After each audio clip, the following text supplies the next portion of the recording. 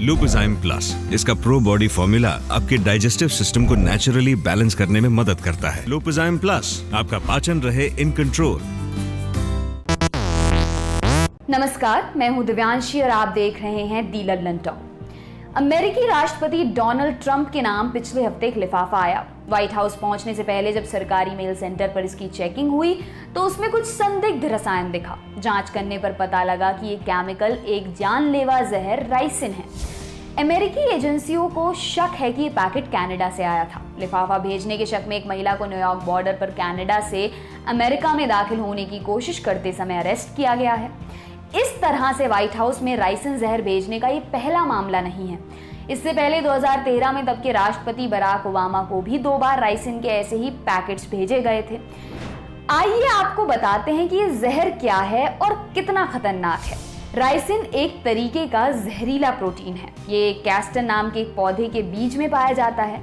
Castor को हिंदी में अरंडी का पौधा बोलते हैं। ये नुकीली पत्तियों और कांटेदार फल वाला एक छोटे कद का पौधा होता है। पश्चिमी देशों में इसे ज्यादातर घरों में सजावट के लिए इस्तेमाल किया जाता है।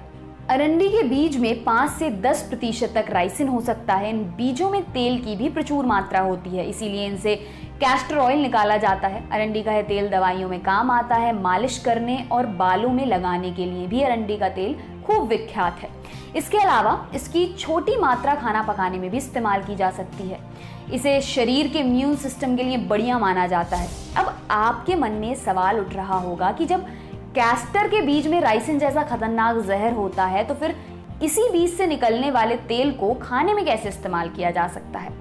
इसका जवाब यह है कि कैस्टर बीन्स की पिराई के बाद निकले तेल में राइसिन नहीं आता, बल्कि तेल निकलने के बाद बीज की जो खली बचती है ये प्रोटीन उसी में रह जाता है। इसलिए कैस्टर ऑयल को खाद्य पदार्थों वाली लिस्ट में जगह मिल जाती है। आइए अब एक नजर डालते हैं कि ये जहर बनाया कैसे जाता है। इस जहर की सबसे खास बात यही है कि इसे बनाना बेहद आसान है।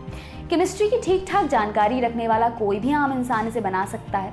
इसके लिए ना तो किसी हाई-फाई केमिकल की जरूरत होती है और ना ही इक्विपमेंट से लैस हाईटेक लैब की।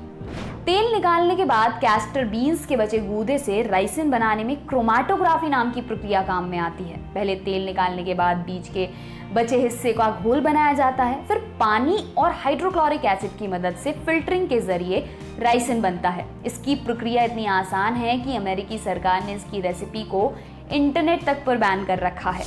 आइए अब जानते हैं कि ये जहर हमारे शरीर में पहुंचकर क्या खेल करता है।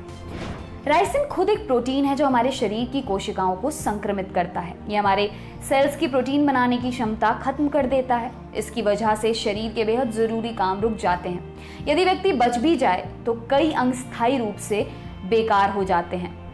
ये जहर हमारे शरीर में 3 अलग अलग तरीकों से पहुंच सकता है।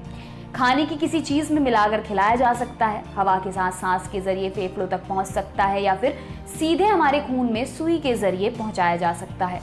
इसे खाना सबसे कम खतरनाक होता है। अगर सांस के जरिए अंदर ले लिया गया या फिर शरीर में इंजेक्ट कर दिया गया तो इसके 1000वें हिस्से जितनी मात्रा भी मारक हो सकती है। इन तरीकों से एक आम इंसान को मारने के लिए महज 1.78 मिलीग्राम राइसिन काफी होता है। ये नमक के कुछ दानों जितनी मात्रा है।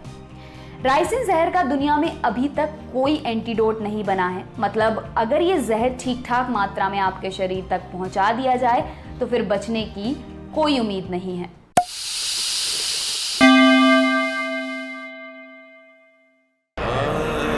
क्या अंतर है भारत के और विदेश के हायर एजुकेशन सिस्टम में और कैसे लाया जा सकता है इसमें बदलाव?